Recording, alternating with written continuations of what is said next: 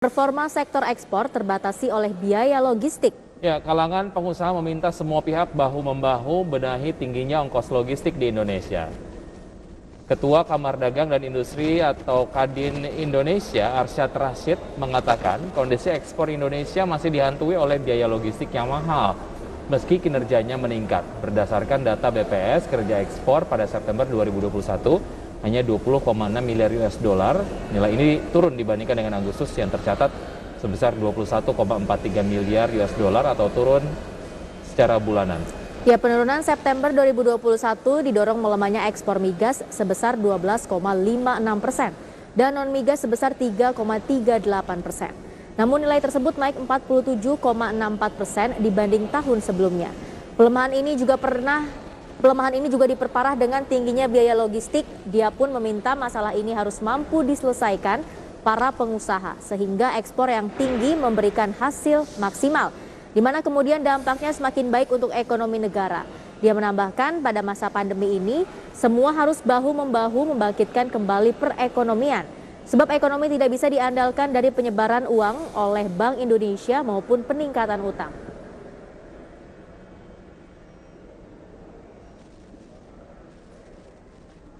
Ya, masalah biaya logistik yang tinggi di Indonesia menjadi satu PR yang kemudian harus terus diselesaikan begitu ya. Tadi sempat disampaikan oleh Kadin Indonesia bahwa semua pihak harus bahu-membahu supaya ya peringkat logistik Indonesia akan terus meningkat. Dengan demikian ya daya saing Indonesia di mata internasional juga akan membaik. Oke, dan Gitu. untuk membahas lebih jauh topik kita di pagi hari ini sudah tersambung bersama Alphonse Steva selaku founder dan CEO dari Automa. Halo, selamat pagi Mas Alphonse. Selamat pagi, Bu. Ya, gimana kabarnya, sehat ya? Sehat, puji Tuhan. Oke, terima kasih ya sudah menyempatkan waktu untuk bergabung bersama kami di Power Breakfast pagi hari ini. Ya, Ya, Mas Alphonse, sebenarnya apa nih yang Anda lihat dari dinamika sektor logistik di Indonesia? Kenapa ya bisa mahal gitu? jadi dinamika sektor logistik di Indonesia sekarang mulai booming kembali, terutama setelah pelonggaran itu ya PPKM. Ada crunch, kemudian kenapa kok masih tinggi? Kita sudah tahu bahwa infrastruktur kita bangun itu memungkinkan adanya pengiriman dan menurunkan biaya logistik, tetapi di lapangan masih banyak information asymmetry kalau kita sebut. Jadi potensi moral hazard untuk fraud, kemudian barang rusak, barang hilang itu di lapangan masih banyak. Dan karena tidak saling terhubung, maka ketika terjadi masalah itu tidak fleksibel gitu. Oke. Apa sih penyebab dari information asymmetry ini? Apakah memang dari regulatornya sendiri kemudian belum memberikan banyak sosialisasi sehingga kemudian di lapangan ada information asymmetry, atau mungkin dari kalangan pengusahanya sendiri juga memang kurang kemudian suportif lah terkait dengan perbaikan dari logistik di Indonesia, walaupun secara infrastruktur seperti yang Anda tadi sampaikan sangat memungkinkan untuk ditekan gitu ya biaya logistiknya, tapi ya masih itu kemudian belum terjadi. Temuan Anda seperti apa, Mas Alphonse? Jadi yang pertama pasti dari rekan-rekan pengusaha itu akan ada respon positif apabila ada kepastian regulasi dan penegakan hukumnya. Jadi kita di lapangan menemui banyak memang walaupun mungkin regulasinya sudah ada tapi enforcement-nya belum dilakukan begitu. Jadi seolah-olah memang kita tidak diwajibkan untuk membuka data dan kemudian melakukan sharing sehingga posisi barang di mana kemudian dijual kepada siapa itu tidak menjadi clear begitu. Jadi saya pikir dari pemerintah regulasi mungkin peraturan-peraturan sudah ada, cuma yang mesti harus dilakukan lagi adalah enforcement gitu. Sehingga keterbukaan itu bisa dilakukan dengan lebih maksimal oleh teman-teman pengusaha. Oke, keterbukaan dari sisi regulatornya kah atau seperti apa, Mas Alphonse? Kalau dari regulator yang diperlukan adalah itu ya aturan-aturan teknis, kemudian enforcement, jadi kewajiban dan kemudian pengaturan dan pengecekan apakah sudah dibuka atau belum gitu. Kalau dari di teman-teman pengusaha pasti yang dibutuhkan adalah kemauan untuk mencoba hal baru. Jadi kami berbicara dengan banyak pengusaha dan ketika dikenalkan teknologi itu ada yang aversif, ada yang oke. Begitu. Jadi teman-teman pengusaha yang oke ini mau memodernisasi logistiknya sehingga biasanya kemudian bisa memahami biaya logistik dengan lebih baik, efisiensinya meningkat, dan kemudian di dalam perusahaannya sendiri itu timbul trust culture ya. Jadi saling percaya karena semuanya ada datanya dan bisa dicek gitu. Oke, tapi kemudian bagaimana Automa ini hadir untuk memberikan solusi soal tingginya biaya logistik di Indonesia? Automa memberikan layanan yang pertama connectivity, jadi kita sebagai pengusaha bisa terhubung dengan vendor dan customer kita dan langsung berbagi data yang bisa dikonfirmasi.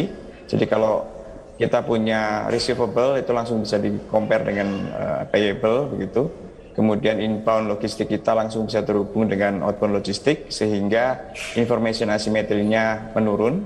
Kemudian yang kedua, kami memberikan layanan juga visibility, yaitu kita melakukan tracking dari paket di awal pengiriman, di jalan sampai dengan di akhir, terhubung secara Internet of Things dan machine learning. Sistemnya belajar untuk membantu memberikan estimasi barang ini sampai kapan, kira-kira diangkut dengan biaya berapa, kemudian yang tidak kalah penting adalah jejak karbonnya berapa begitu. Sehingga dari end to end bisa terkoneksi satu dengan yang lain. Kemudian yang terakhir adalah flexibility, karena di kami juga ada wallet dan juga thematic mapping, jadi kita bisa mengenal customer dengan lebih baik. Karena kemudian di sana kita bisa verifikasi lokasi di mana, luasan aset berapa, kemudian timbunan supply chain-nya berapa banyak begitu, sehingga harapannya dengan 3 layanan ini efisiensi pengiriman dan penyimpanan barang jauh lebih tinggi dan juga information asymmetry dikurangi begitu. Yang saya rasakan semangatnya luar biasa. Kenapa? Karena keberadaan dari teman-teman startup bukan hanya memanfaatkan salah satu sektor sebagai market potensial aja, tapi kemudian keberadaan mereka menghadirkan sebuah solusi lah dari permasalahan yang memang sudah ada cukup lama. Salah satunya adalah logistik berbiaya tinggi. Mas Alphonse, yang saya pengen kemudian tanyakan adalah tadi pertanyaannya sebelum jeda. Gimana sih proses research and development-nya, trial and error-nya pada saat Mas Stefan dan juga tim melihat permasalahan yang ada di logistik Indonesia dan mencoba untuk mengakomodir permasalahan tersebut atau memecahkan permasalahan tersebut melalui services yang ada di Automa. Itu prosesnya gimana tuh? Ya, jadi prosesnya awalnya kami sejak 2017 dan 2016 itu sudah beroperasi sebagai perusahaan IT ya. Jadi kami memberikan layanan kepada perusahaan-perusahaan untuk melakukan instalasi Internet of Things. Kemudian di 2018 kami mulai memberikan layanan GPS tracking, dan setelah masuk ke dalam layanan GPS tracking kami ketemu dengan banyak pengusaha logistik, dan masalahnya sebenarnya bukan hanya GPS tracking gitu, tetapi supply chain tracking. Kemudian di 2018 kami membuat platform pertama kami, waktu itu baru bisa melakukan tracking kiriman saja, jadi antara satu titik ke titik yang lain dengan kondisi yang masih sangat terbatas. Itu coba kita tawarkan dan kita diskusikan dengan beberapa pengusaha, dan ternyata ketika dipakai itu cukup membantu karena banyak tadi yang saya sebut sebagai information asymmetry. Teman-teman pengusaha itu tidak mengetahui sebenarnya di lapangan paketnya itu bagaimana gitu. Jadi setelah itu produk yang sederhana itu ketika diterima oleh market, kemudian kita evaluasi, kita buat yang lebih baik. Kemudian terus berevolusi sampai sekarang kita ada 4 modul utama tadi. Jadi connect, kemudian track, kemudian wallet, dan juga untuk di gudangnya sendiri kita punya energy monitoring gitu. Oke, artinya kan layanan yang diberikan dari Automa sendiri sudah banyak banget nih ke customer yang mulai dari tadi ada GPS tracking dan lain-lain. Tapi manfaat utama sebenarnya yang didapatkan oleh user ketika menggunakan Automa ini apa sih, Mas Alphonse? Ya. Jadi dari case study yang sudah pernah kami lakukan terhadap teman-teman yang menggunakan layanan kami adalah yang pertama pasti yang paling menarik adalah menurunnya biaya logistik gitu. Penurunan biaya logistik ini diwujudkan dari efisiensi biaya pengiriman. Jadi posisi barang ada di mana, kemudian akan diantar kemana, itu kami bisa membantu. Berapa persen penurunannya, Mas Alphonse?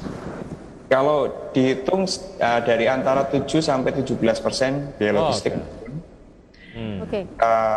Itu mulai dari penghematan bahan bakar, kemudian juga biaya-biaya terkait dengan yang ada di jalan untuk driver dan juga biaya penyimpanan barang dan juga biaya bongkar muat gitu. Karena dulu ketika masih konvensional itu barang datang kapan seringkali adalah sebuah misteri kan. Tapi dengan adanya memanfaatkan platform kami, hal itu bisa ditentukan dengan baik dan cukup presisi. Rekor kami di 10 menit ya, jadi kalau kita bisa mengestimasikan sebuah barang datang jam 9, kurang lebih jam 9.10 atau jam 8.50 itu barang sudah benar-benar datang. Gitu. Oke, kalau secara cakupan layanan tadi Anda menyampaikan ada 4 pilar tadi begitu ya, tapi kalau cakupan SN lokasi untuk memberikan servis itu adanya di mana? Apakah concern di pelabuhan ataupun mungkin titik-titik distribusi ataupun titik-titik logistik lainnya? Ya, fokus kami sekarang masih di titik-titik distribusi dan di distributor. Kemudian kebanyakan masih ada di Pulau Jawa saja. Jadi customer kami baru ada beberapa yang di Sumatera, Sulawesi dan Kalimantan gitu. Kami fokusnya adalah ingin memberikan visibility sehingga untuk produk yang dikonsumsi sendiri maupun untuk produk ekspor, nantinya kita bisa cek ketidakefisienannya ada di mana, kemudian kita bisa efisiensikan dengan lebih baik. Oke, satu hal yang cukup menarik adalah ya kita akui sama-sama ketika misalnya ada sebuah kemacetan birokrasi, biasanya di situ ada tanda kutip cuan tersembunyi begitu ya. Nah ini kan yang dilakukan oleh Otoma ini adalah cukup disruptif. Nah, sebetulnya gimana sih cara Otoma sendiri berhadapan dengan ekosistem logistik yang existing? Artinya ini adalah satu sistem logistik yang memang sudah ada dari dulu, walaupun memang secara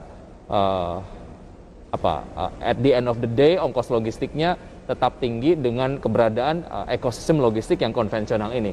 Nah, gimana sih Anda bisa berhadapan dengan ekosistem logistik konvensional ini? Karena kan Anda cukup disruptif nih. Ya. Jadi yang pertama pasti kami terus terang memang tidak menganggap berhadapan dengan teman-teman yang konvensional, tetapi berusaha menjadi pelengkap, kemudian membantu mereka untuk melakukan efisiensi dengan lebih baik. Yang pertama pasti berbicara dengan orang yang tepat, kemudian di posisi yang tepat adalah kuncinya. Jadi kita biasanya berdiskusi dengan pemilik usaha dan juga direktur keuangan mereka untuk mencoba membedah biaya logistiknya seperti apa gitu. Kemudian yang kedua adalah pelatihan dan eksekusi yang humanis. Isu terkait dengan teknologi biasanya pasti terkait dengan kita menyenggol piring orang gitu ya. Kita berusaha untuk melakukan dengan lebih humanis dan memberikan pelatihan kepada mereka, kemudian juga memberikan istilahnya seperti kita memberdayakan mereka untuk bisa membantu orang lain juga. Jadi teman-teman yang ada di misalkan sebagai kepala gudang atau koordinator logistik itu bisa setelah kami training kemudian bisa membantu perusahaan-perusahaan yang lain sehingga mereka juga mendapatkan sesuatu dari proses modernisasi ini gitu. Oke. Ada pertanyaan yang sangat singkat lagi yang saya pengen tanyain kepada Mas Alphonse. Proyeksi Anda terhadap industri logistik di Indonesia seperti apa? Sangat singkat Mas Alphonse. Ya. Dalam 10 tahun ke depan, saya pikir teknologi akan cukup masif diterapkan karena secara infrastruktur sudah digarap, maka langkah keduanya adalah penerapan teknologi dan pembukaan data. Begitu. Baik. Oke. Terima kasih Mas Alphonse sudah bergabung bersama kami di Create Up, di Power Breakfast, dan sukses terus untuk bisnisnya. Semoga kemudian Otoma terus memberikan solusi bagi logistik di Indonesia. Sampai jumpa, sehat selalu. Amin. Terima kasih. Selamat pagi.